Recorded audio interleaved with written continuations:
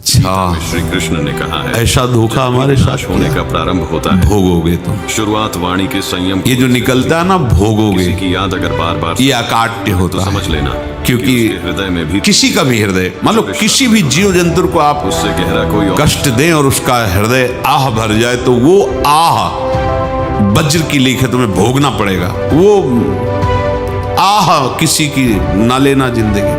कोई ऐसा कोई आह भर करके कह दिया तुम समर्थ हो, हम तो कुछ कर नहीं सकते, वो अंदर से दुखी, फिर तुम्हारी सामर्थ्य काम नहीं करेगी, मिट्टी में मिला देगी। ऐसा नहीं कि आप जो कर रहे हैं कोई देख नहीं रहा, कोई हिसाब किताब नहीं, जो कर रहे हैं होने से होती है। अवश्य में भोक्तव्यम, बहुत सावधान। तो समझ लेना कि उसके हृदय में भी तुम ही हो। जो रिश्ता हमें रुला दे उससे गहरा कोई और रिश्ता नहीं। जीव स्वयं नित्य निरंतर कर्मों के जाल को रच रहा है और अपने आप को बांध रहा है। आपको मुक्त होना है, बंधना नहीं है। जीव का जन्म कर्मों के अनुबंध से होता है, कर्मों के बंधन से होता है, और उसको अपना ऋण चुकाना होता है।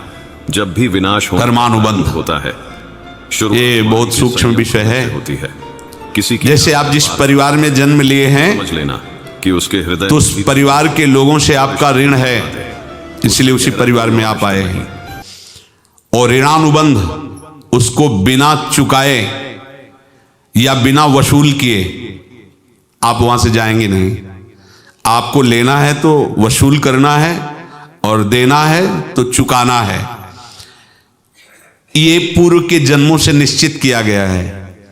जैसे किसी के यहाँ पुत्र हुआ, जब जन्म से ही पैसा खर्चा शुरू हुआ, बड़ा हुआ तो उद्दंडता के द्वारा मार पूरे परिवार को क्लेश पर क्लेश देता चला जा रहा है कि उसके हृदय में भी ये तुम्हारे कर्म का फल है। जो रिश्ता हमें रुला या उससे ऐसे कोई और रिश्ता नहीं। शक्तिहीन बुद्धिहीन ऐसे पागल पूरे जीवन सेवा करो, तुमसे अपना हिसाब चुकाने के लिए वो आया है।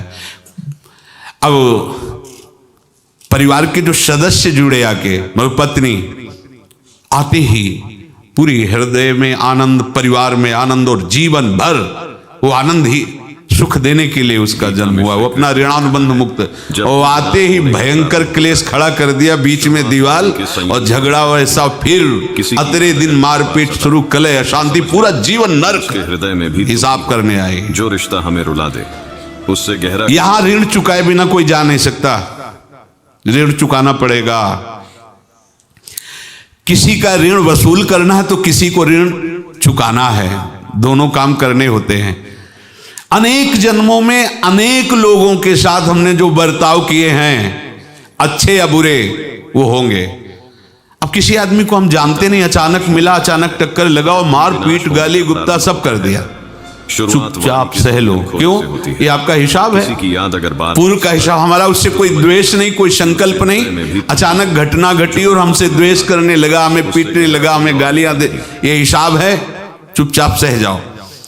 अपने घर का भाई ही भारी दुश्मन बन गया और क्लेश दे, हिसाब है। एक प्रभुदत्त ब्रह्मचारी जी की वाणी में पढ़ा था, एक महात्मा जी भ्रमण करते थे, तो उस समय असरफियां चलती थी, मोहरे असरफियां। गीता में श्री कृष्ण ने कहा है, उनको भेंट में देते लोग। तो शुरुआत वाणी के संयम खोने से, या तो ठाकुर सेवा में लगे तत्काल, तो समझ लेना, या संत सेवा में तत्काल लगे। जो रिश्ता उसका संग्रह करके डोलना ये ठीक नहीं है, बैरागी के लिए सिद्धांत में ये ठीक नहीं है। तो जब 2, 4, 6, 8 ऐसे मोहरे हुई, तो उन्होंने विचार किया कि और भ्रमण करके जब काफी मोहरे हो जाएंगी तो प्रयागराज में जब कुंभ पड़ता है, एक बार पूरे सब अखाड़े के संतों को, अलग अलग संप्रदाय सब संतों को बुलाएंगे जब भी और सबको खुआएंगे। अब साधु है तो यही विचार करेगा, और क्या विचार करेगा। होने से होती है। तो उन्होंने याद अगर बार बार सताए ऐसे तो समझ डंडा बनवाया, बेंत, हृदय में भी तुम ही हो, जो ऊपर से चूड़ीदार और भीतर पोला, गहरा कोई और मोहरे उसमें डालते गए। और भ्रमण, जहां जहां श्रद्धालु भगत सबके यहां जाना और इच्छा रखना कि एक मोहर तो दे दे दक्षिणा में। कामना कोई भी हो वो बांधती ही है, ध्यान रखना। इसीलिए प्रभु जो चाहे वो करे, अपनी चाह नहीं रखनी चाहिए, अपनी चाह प्रभु की चाह में मिला देनी चाहिए। शुरुआत वाणी के संयम को धीरे धीरे वो छड़ी भर गई। अगर बार बार सताए, भ्रमण करने वाले महात्मा चूड़ी लगाई, हृदय में भी तुम ही हो। इंतजार करते रहे जब प्रयाग का कुंभ पड़ा कोई और तो चले। तो रास्ते में एक गांव में पूछा जाता है, जैसे कहीं रुको कि कोई श्रद्धालु ऐसा है जो संत सेवी है। तो कुछ लोगों ने बताया हाँ एक परिवार है बहुत संत सेवी है और आपको मिलाते हैं उनसे। हाँ ये महाराज घर में रुका। गीता में श्री कृष्ण ने कहा है, खूब अच्छा हलवा पूड़ी पवाया है और जो घर के मालिक थे चरण दबाए। से होती है। चरण दबाते दबाते उनकी दृष्टि पड़ी उस डंडे पे कि उसके हृदय में भी तुम ही हो। इतना मोटा और ऊपर से कुछ चूड़ी सी भी नजर आ रही। इस डंडे में तो कोई रहस्य है ही है। अब महात्मा जी को खवा पिला के सुला दिया। महात्मा जी जब सो गए तो पत्नी से धीरे से कहा वो डंडा लाओ बाबा जी का। डंडा अब वो चूड़ीदार जो ही खोला पलटाया तो सैकड़ों मोहरे। ऐसे संत रोज पधारे भगवान, तुम आनंद हो जाए फिर क्या। पत्नी से कहा नाप के कंकड़ लाओ। जब भी विनाश होने का महात्मा जी तो खाए खीर पूड़ी आराम से सो रहे। रात में पूरी प्लानिंग करके उसमें कंकड़ भर के चूड़ी लगाकर सिराने रख दी, सारी मोहरें हटा दी। हो जो रिश्ता हमें रुला दे उससे गहरा कोई और। महात्मा जी आराम से छड़ी उठाए तो वजन पक्का। वैसे बड़े लोग चतुर होते हैं पर ये नहीं जानते कि कर्म कितना भयानक होता है। और उनकी कोई संतान नहीं थी पर धन में इतना प्रेम उनको था। बहुत सावधान। साधु महात्माओं के पास जो अर्थ है गृहस्थी अगर आता वहीं से है, पर अगर उसको जोर जबरदस्ती या किसी छल कपट से तो वो उसका विनाश ही करता है। आज तक का प्रमाण है। अब उनको ये भाव पता नहीं होगा या पता होगा तो लोभ के कारण वो उसको मान नहीं पाए होंगे। उससे गहरा कोई और रिश्ता नहीं। महात्मा जी गए प्रयाग में, किसी अखाड़े पर रुके और वहां प्रार्थना की कि कल जो है संपूर्ण अखाड़ों का निमंत्रण किया जाए और सब संतों को भोग पवाया जाए और उनको दक्षिणा भी दी जाए।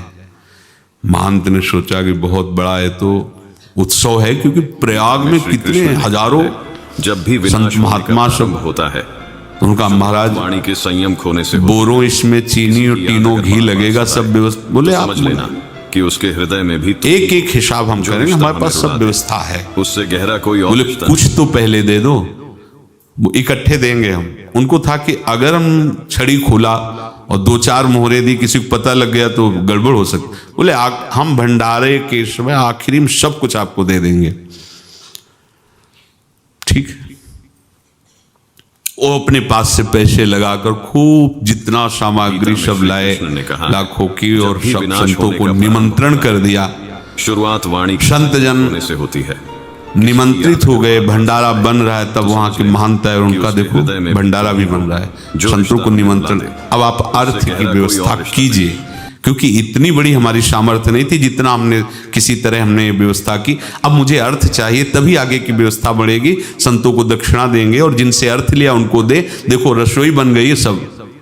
उनका अच्छा तुम्हें विश्वास नहीं तो ये अभी चूड़ी खोली, उनको तो था ना कि मोहरे हैं कंकड़।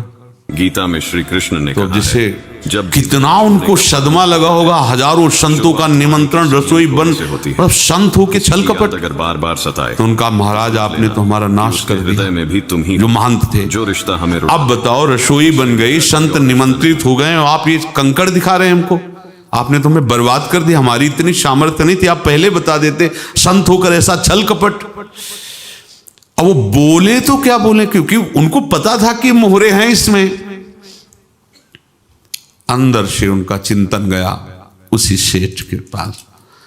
अच्छा, गीता में श्री कृष्ण ने ऐसा धोखा हमारे साथ भी विनाश होने का प्रारंभ भोगोगे तुम। शुरुआत वाणी के ये जो निकलता है ना भोगोगे। किसी की याद अगर ये अकाट्य होता है, तो समझ लेना क्योंकि उसके हृदय, किसी का भी हृदय, मान लो किसी भी जीव जंतु को आप उससे गहरा कष्ट दें और उसका हृदय आह भर जाए तो वो आह वज्र की लेख है, तुम्हें भोगना पड़ेगा। वो देखो भीष्म जी को भोगना पड़ रहा है ना। सांप को ऐसे धनुष की नोक से उठाया और बंबूल के कांटों के ऊपर फेंक दिया, कई दिन तक छेदा हुआ, वो आह भर करके मरा। तो आपको 6 महीने बाणों की सैया पर आह किसी की ना लेना जिंदगी। कहा है कोई ऐसा कोई आह भर करके कह दिया तुम समर्थ हो, हम तो कुछ कर नहीं सकते, और अंदर से दुखी, फिर तुम्हारी सामर्थ्य काम नहीं करेगी, मिट्टी में मिला देगी। तुम ही हो, फिर ये तो संत थे हमें रुला दे। और भगवत आराधना के लिए, संत आराधना के लिए ही ऐसा किए हुए थे। अब इनका कैसे मुंह दिखाएं, अब क्या करें। सुबह संत जन आएंगे, सबके बीच में हमारी कि देखो इन्होंने, अब क्या करें। गए और संगम में जाके छलांग लगाए, अपने प्राण त्याग दिए। अब उनके तो पास मोहरे थी और व्यापार बढ़ा। कहा है जब भी विनाश और 9-10 महीने बाद ही लड़का हुआ। संयम खोने से होता अब तो उनको कि संत फलीभूत हो गया। देखो तो व्यापार चल रहा, लड़का नहीं होता था, लड़का भी हो गया। हमें रुला दे, बड़ा आनंद छा रहा है। और रिश्ता नहीं। जब से वो प्रकट हुए और धन की वृद्धि शुरू हो गई, पढ़ाई लिखाई में उनके खर्चा हुआ सब, बस बीमारी शुरू हो गई उनके शरीर में। अब उसमें पैसा जाना शुरू हुआ। इतने आसक्त तो वो दोनों हो गए कि कुछ भी हो, गीता में व्यापार ठप, संपत्ति बेचना शुरू होता है। तो उन्होंने कहा कि बेटा मैं क्या कर सकता हूं तुम्हारे, किसी की याद अगर बार बोले हमारी अंतिम इच्छा है प्रयाग चलो, कि उसके हृदय में भी तुम ही हो, और जितने प्रयाग में संत महात्मा सबको एक बार भंडारा करवाओ, हमारी इच्छा अंतिम है। क्योंकि अंतिम यही इच्छा थी।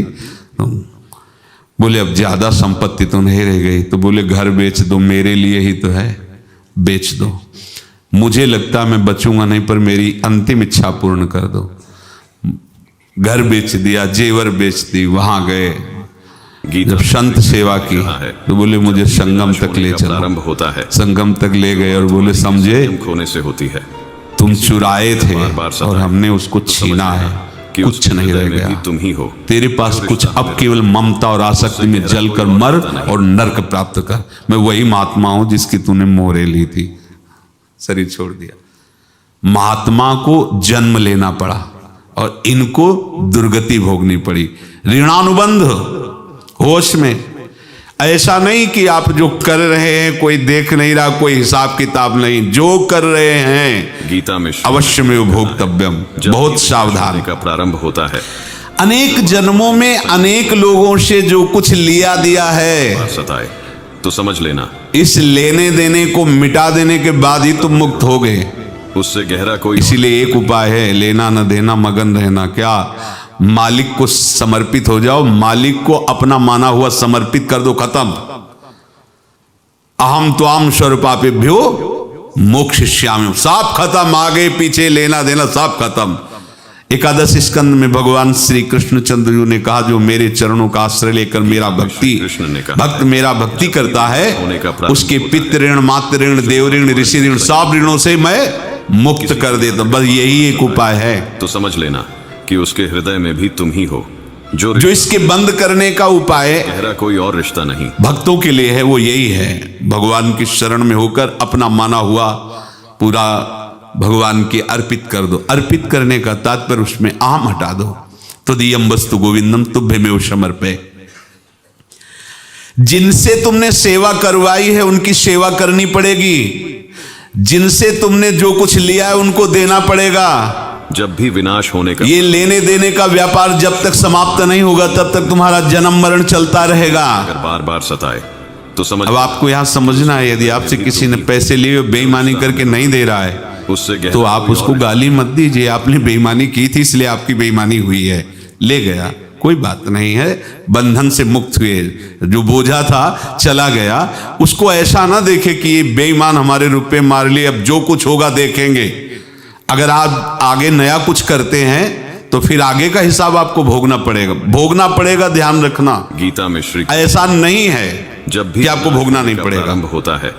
एक ही उपाय है, संयम खोने से होती कि अब जो शरीर धारण किए इसी में जो भोग ले आगे ना होना चाहिए। कि उसके तो क्या करे? भी तुम ही सर्वतो भावेन भगवान की शरण ले ले। ये तो सर्वाणि कर्माणि मयि सन्न्यस्य मत्पराहा अनन्येनैव योगेन माम ध्यायन्तु उपासते तेषामहं समुद्धर्ता मृत्यु संसार से। ये बड़ा कठिन है पार होना, कोई छोटी मोटी बात है। एक महात्मा बाल्यावस्था से भजन करते थे, शालिग्राम भगवान पास रखते थे और उन्हीं की आराधना करके गीता में बस श्री कृष्ण पाठ नाम जप और जब भ्रमण विनाश करते थे। होने का प्रारंभ होता है, यौवन अवस्था थी, के संयम खोने से हो। गंगा जी के किनारे याद अगर बात अपने ठाकुर को विराजमान करके स्नान करने के लिए कपड़ा ही उतार रहे थे जो रिश्ता कि 90 लोग आ गए, भाला तलवार सब, मारो मारो इसको मारो, घेर लिया। तो उन्होंने हाथ जोड़कर कहा हमने क्या अपराध किया, कोई सुन ही नहीं रहा। तो उन्होंने कहा मार तो डालोगे ही आप 90 लोग, हम कोई अस्त्र शस्त्र तो लिए नहीं, एक बार हमें गंगा में डुबकी लगा देने दो और अपने ठाकुर को स्नान करा देने दो, फिर इसके बाद आप मार देना। भगवत इच्छा से वो लोग रुक श्री गए, कृष्ण ने स्नान कहा किया। है, जब भी विनाश अंदर होने से का प्रारंभ प्रार्थना होता की है, प्रभु ये क्या शुरुआत लीला वाणी है, के संयम खोने से होती है। आपके सिवा मेरा कोई किसी है की नहीं याद और अगर ये बात मुझे सताए, मारना चाहते हैं। तो समझ लेना तो भगवान ने जानते हो क्या हृदय कहा में उनके तुम अंतर में, जो रिश्ता तुम मेरे में ध्यानस्थ हो करके गहरा कोई और रिश्ता शरीर को छोड़ो, ये लोग मारेंगे।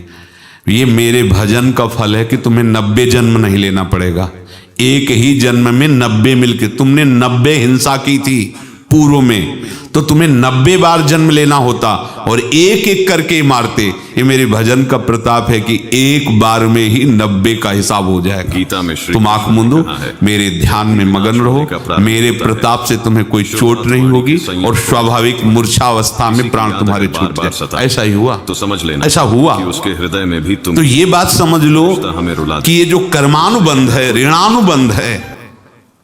आप देखो, अगर शाप महात्माओं ने दिया कि तुम्हारे वंश का इससे विनाश होगा, तो भगवान भी परम धाम जा रहे तो उसी कील से, बाण की नोक में जो मछली लील गई थी, छोटा कण, उसी से की नोक बनाई और उसी नोक को प्रहार किया। भगवान के श्री चरण में वही बाण की नोक लगी और भगवान ने स्वीकार किया ना। वाणी के संयम खोने से भगवान का बड़ा लीला विचित्र है। तो समझ लेना, अगर छुप करके उधर तुम ही हो जो रामावतार में बात, तो इधर कोई और रिश्ता नहीं। स्वीकार किया है भगवान ने। ऐसा कहीं नहीं दिखाया कि मैं भगवान हूं तो मैं अपने लिए, ऐसा नहीं दिखाया। नारद जी का हित किया पर नारद जी ने शाप दिया तो भगवान ने स्वीकार किया। बंदरों ने ही सहायता की, जैसा बोले थे वैसा ये लीला इस शरीर में भोगनी पड़ेगी। हाँ, ज्यादा को कम में भुगता देंगे, पर अब अगला शरीर ना मिले इसके लिए सर्वतो भावेन भगवान के आश्रित हो जाए। वाणी के संयम खोने से होता जैसे आपने दुकान अगर बार बार सताए तो समझ फैला रखी है कि उसके हृदय में भी तुम तो उसमें दो काम होते हैं, हमें रुला दे, लेना गहरा कोई और देना। नहीं। किसी को उधार दिया है तो हमें उसे लेना है, और कोई नगद देकर सामान ले रहा है तो उसे सामान देना है, या उधार लिया है तो हमें उधार देना है। अब अगर दुकान बंद करनी है तो तुम्हें देने वालों पर जोर देना है, लेने वालों पर जोर नहीं। श्री कृष्ण ने कहा, लेने वाला तो जवाब हम क्षमा विनाश किया, होने का प्रारंभ होता है, समर्पित किया, हमारा कोई वाणी संबंध के नहीं, संयम खत्म हो जाए, वो खुशी हो जाएगा। किसी की याद अगर लेकिन देने वाला तुम अगर दुकान भी उठा दोगे तो जहां भी रहोगे तुम्हारे पास वो आएगा, जो रिश्ता लाइए हमारा। उससे तो देने पर नजर रखिए, जिसका जिसका हिसाब है वो आपके सामने आता जाए, हटाते जाओ। लेने पर नजर मत रखिए और दुकान फौरन उठा दीजिए, नहीं अगर लेते देते रहे तो चलता रहेगा। आगे चलकर कुछ लेना न देना, मगन रहना बस अपने प्रभु के चिंतन में। अब हम कैसे जाने कि किसको क्या देना है, हमें क्या पता। गीता में श्री कृष्ण ने कहा हम है, पूरा हिसाब जिनको पता है उनको दे देते हैं, होता है। समझ रहे हो, बात वाणी के उनको पता है क्या लेना है क्या देना है। इनके पास पहुंच गए सरकारी हिसाब से सब बराबर कर देंगे, हमको अपनी जिम्मेवारी इनकी चरणों में समर्पित कर देना है, तभी हम जीवन मुक्त होंगे। ये रहस्य की बात है। प्रभु कह रहे हैं, यस्य सर्वे समारंभा काम संकल्प वर्जिता ज्ञानाग्निदग्ध कर्माणं तमाहु पंडितम बुधा। जब भी जिसके संपूर्ण कर्मों के आरंभ वाणी के संयम खोने संकल्प और कामना से रहित हैं, बार सताए तथा जिसके संपूर्ण कर्म ज्ञान रूपी अग्नि से जल गए हैं, उसको ज्ञानी जन भी पंडित कहते हैं, बुद्धिमान कहते हैं। पूज्य श्री भाई जी महाराज कह रहे हैं, जैसे वहां ज्ञानाग्नि से दग्न कह रहे हैं, तो अपने वृंदावन वासियों का प्रेमाग्नि से सब कर्म संस्कार दग्न होते हैं। जब जब प्रेम का प्रादुर्भाव होगा तो समस्त पाप भस्म हो जाते हैं, किसी की याद अशांति नष्ट हो जाती है, संसार ज्वाला स्पर्श भी नहीं कर सकती है। जब भगवत प्रेम का प्रादुर्भाव होता है तो हो सकता है उस उपासक के जीवन में दुखों का पहाड़ टूट पड़े, परिवार खिलाफ, शरीर रोगी, अव्यवस्था, बहुत बहुत कुछ, सब कुछ। कह रहे हैं इतना सब होने पर भी उसके हृदय में कोई भी दुख नहीं होता। ये ऐसा सामर्थ्यशाली भगवत प्रेम है। भगवान के चरणारविंद का जिसके हृदय में प्रेम है, भारी से भारी दुख भी उनको विचलित नहीं कर सकता।